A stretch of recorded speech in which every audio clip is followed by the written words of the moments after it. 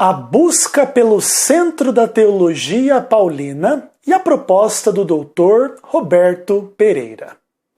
Eu sou Ezequiel Gomes, você está no canal Vem Senhor Jesus e hoje eu gostaria de conversar com vocês a respeito do pensamento teológico de um grande mestre da Igreja Adventista do Sétimo Dia, que eu tive o privilégio de conhecer, de ser aluno dele, o pastor Roberto Pereira. Antes, porém, de falar um pouquinho do pensamento dele em relação às cartas de Paulo e ao centro do pensamento teológico de Paulo, eu gostaria de contextualizar o meu vídeo lendo aqui Isaías 30, versículo 20, onde a palavra do Senhor diz assim: Embora o Senhor vos dê pão de angústia e água de aflição, contudo não se esconderão mais os teus mestres. Os teus olhos verão os teus mestres. Eu me lembro que na época que eu me converti, eu gostava muito de ler a Bíblia e li o livro de Isaías várias vezes.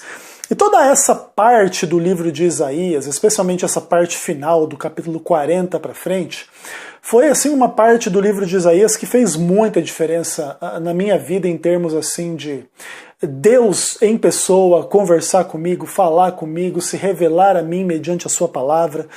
E eu me lembro de muitas vezes folhear o livro de Isaías e ler essa passagem: não mais se esconderão os teus mestres.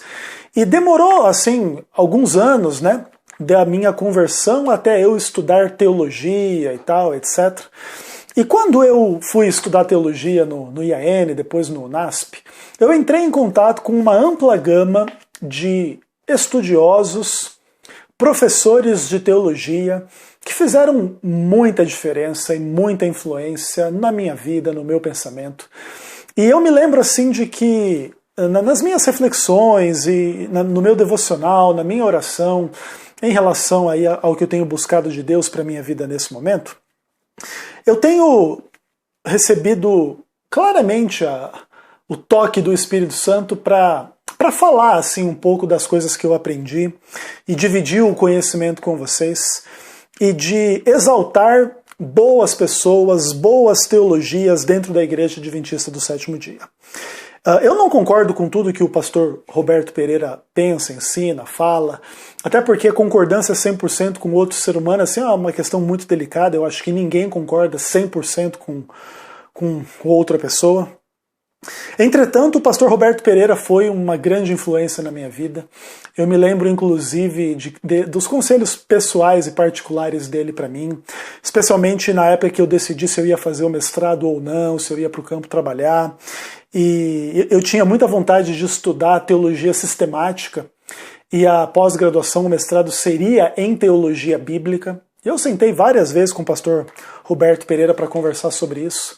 E ele me falava assim de que a teologia sistemática é um campo importante, interessante, né, e tal, mas tudo tem que estar fundamentado na teologia bíblica. E eu entendi o que ele quis dizer, abracei a causa de estudar teologia bíblica, não me arrependi em nenhum momento da minha vida desta decisão. E hoje esta questão assim da teologia bíblica ela é muito presente na minha vida. E agradeço muito aí ao pastor Roberto Pereira por isso, tá bom? Mas hoje eu gostaria de conversar com vocês um pouco sobre, inclusive, uma questão que tem muito a ver com essa discussão de teologia sistemática versus teologia bíblica, que é a busca pelo centro do pensamento teológico de Paulo. Eu tenho em minhas mãos aqui uma versão impressa de um artigo do pastor Roberto Pereira, lá publicado na revista Querigma, que fala, né, o centro do pensamento teológico de Paulo, uma proposta. E ali nesse artigo, é um artigo tranquilo, assim, 14 páginas, vou colocar um link para o artigo na descrição deste vídeo. E na introdução aqui o Roberto Pereira, ele coloca as questões aí que moveram ele a escrever esse artigo. E basicamente a proposta do Roberto Pereira é que Deus é o assunto que constitui o centro do pensamento teológico de Paulo. Aí o Roberto Pereira faz a introdução do seu artigo, ele diz algumas coisas interessantes, ele diz o seguinte, que Paulo foi um protagonista notável, distinto nas origens e expansão do cristianismo, considerado o primeiro e o maior teólogo cristão e o mais influente. Sua autoridade foi determinante no processo de formação e desenvolvimento da teologia cristã. Sua contribuição foi tão importante que os teólogos paulinos o consideram o segundo fundador do cristianismo. A questão pelo centro da teologia neotestamentária e paulina em particular tem suscitado um debate ainda não concluído entre os estudiosos do Novo Testamento. Encontrar um centro ou o princípio organizador ao pensamento teológico de Paulo é uma necessidade entre os intérpretes do apóstolo para descobrir o sentido da sua teologia. É uma coisa interessante que essa busca pelo centro da teologia de Paulo é, em grande medida, na minha opinião, uma inclinação da teologia sistemática. Porque essa coisa de você organizar o pensamento de forma didática, compartimentalizada, sistematizada, é exatamente esse tipo de insight, esse tipo de propensão que vai dar origem à teologia sistemática, tá bom? Então eu creio que essa busca pelo centro da teologia paulina, que de fato é um ramo interessante da teologia de Paulo, etc., ela tem essa veia, né, da teologia sistemática. Entretanto, as conclusões dos teólogos a respeito de qual é o centro da teologia de Paulo, elas variam e o pastor Roberto Pereira faz um histórico resumido de algumas contribuições de grandes teólogos para esta ideia. E aí o Roberto Pereira pergunta assim, qual é o centro do pensamento teológico de Paulo? E aí ele vai oferecer várias respostas que foram dadas a esta pergunta durante a história e até a atualidade por teólogos que ainda estão vivos e refletem sobre esta questão. Então ele fala assim, qual é o centro do pensamento teológico de Paulo? É a graça de Cristo proposta por Tomás de Aquino? É a justificação pela fé independentemente de todo esforço humano, sugerido por Martinho Lutero e tantos outros protestantes? É Cristo e o que ele tem feito por nós, de acordo com tantos intérpretes católicos?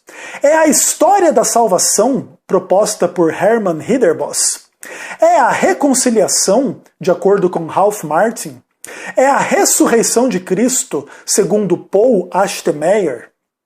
É a experiência mística do estar em Cristo ou a participação em Cristo, sustentada por Albert Schweitzer e E.P. Sanders? É o triunfo apocalíptico eminente de Deus na morte e ressurreição de Cristo, ensinado por Johann Christian Becker? É a glória de Deus em Cristo, de acordo com Thomas Schreiner? É a contribuição do Pai, do Filho e do Espírito Santo para a salvação, segundo Joseph Plevnik? É a graça de Deus dispensada a criaturas débeis e pecadores, conforme recentemente sugerido por Frank Tillman? E eu acho interessante assim de ler esses nomes, porque em grande medida eu já estudei vários livros ou artigos e teologias desses homens. Eles fazem parte dos meus mestres lá de Isaías 30, verso 20. Né? Inclusive, é interessante, tanto os meus professores de teologia quanto os autores dos livros que eu estudo, eles, em grande medida, cumprem, né, esta ideia dos mestres que eu iria conhecer, que Deus iria me mostrar. Inclusive, quando Deus falava ao meu coração essa passagem de Isaías 30, eu estava longe de ser um estudioso cristão, eu estava começando no processo de conversão e leitura da Bíblia. E hoje já consigo saber quem é o Tomás de Aquino, quem é o Martinho Lutero, quem é aqui o Frank Tillman, quem é o Schreiner. Já inclusive tenho várias teologias aí desses homens todos aqui. E.P. Sanders e tal, etc. Agora sim, olha, uma coisa interessante que a partir daqui o Roberto Pereira ele diz o seguinte, que quantas propostas foram feitas, né, a partir de Tomás de Aquino e qual de todas elas é o centro, de fato, do pensamento teológico de Paulo. Aí ele diz o seguinte, ao pesquisar o corpus paulinos, aliás, né, o conjunto das cartas de Paulo, em busca de resposta, fica claro que um tema teológico mais amplo que estes assuntos desponta, aparece e surge como centro da teologia do apóstolo Paulo. Seu grande interesse em Deus.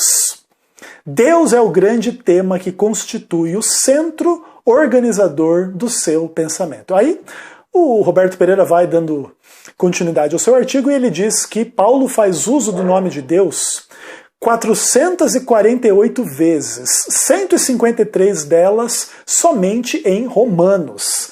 Interessante, né? As epístolas de Paulo contêm mais de 40% de todas as referências a Deus no Novo Testamento. E a partir dessas informações, eu acho interessante avaliar as próprias propostas de Tomás de Aquino, de Martinho Lutero, dos católicos e dos, enfim, teólogos específicos aqui, porque em grande medida, todos eles têm de fato Deus como personagem central. A graça de Cristo é a revelação da graça de Deus, né? Em algum momento da teologia do Novo Testamento, Cristo e Deus vão ser confundidos sem ser confundidos, né? Quem vê a mim vê o Pai. Eu faço o que o Pai faz, né? Etc. É Jesus falando, né? Então a graça de Cristo, a graça de Deus. Uma justificação pela fé, independentemente do esforço humano, é o quê? É obra de Deus. Quem é Cristo e o que ele tem feito por nós é quem é Deus e o que Deus tem feito por nós. A história da salvação, em grande medida, é a história de Deus e o que ele faz por nós. A reconciliação é a reconciliação entre a humanidade e Deus, ou entre Deus e a humanidade. Essa experiência de estar em Cristo é a experiência de estar em Deus. O triunfo apocalíptico de Deus na morte e ressurreição de Jesus, conforme a própria proposta já diz, é o triunfo de Deus. A glória de Deus em Cristo é a glória de Deus. E Pai, Filho e Espírito Santo na salvação é Deus na nossa salvação. E a graça do Senhor dispensada a nós. Ou seja, em grande medida, eu creio que a proposta do Dr. Roberto Pereira é extremamente plausível e sensata, em função de que a própria distinção entre Deus como Criador e todo o resto como criatura, em grande medida implica aqui a centralidade de Deus, a diferença de Deus em relação à criação. Isso exalta e separa Deus de todo o resto e o coloca como fundamento, como topo, como centro, como tudo e como mais importante. De maneira que eu acho que essa proposta do Roberto Pereira é bastante plausível, coerente com a ênfase que Deus merece, não só no pensamento de Paulo, mas de toda a Bíblia, de todo cristão e de toda pessoa que entende o Evangelho e prega o Evangelho, porque o Evangelho, em grande medida, ela é a história de Deus. É a boa nova do que Deus fez, de quem Deus é, e tudo isso em Cristo e tal. Então, basicamente, creio que a proposta de Roberto Pereira é completamente sensata, completamente viável, completamente interessante, importante. Vou colocar aí o link do artigo completo para vocês darem uma olhada. Recomendo de todo o coração esse artigo. Acho muito interessante, muito bacana a proposta do meu querido e saudoso professor Roberto Pereira. Se estiver vendo esse vídeo, um beijão no coração, saudade enorme, pastor. Deus abençoe. E fica para todos vocês aí um pouquinho do conhecimento em relação a este assunto. Talvez até venha a trabalhar um pouco algumas outras questões do artigo em vídeos futuros, tá bom? Um abraço, fiquem com Deus, até o próximo vídeo, se Deus quiser.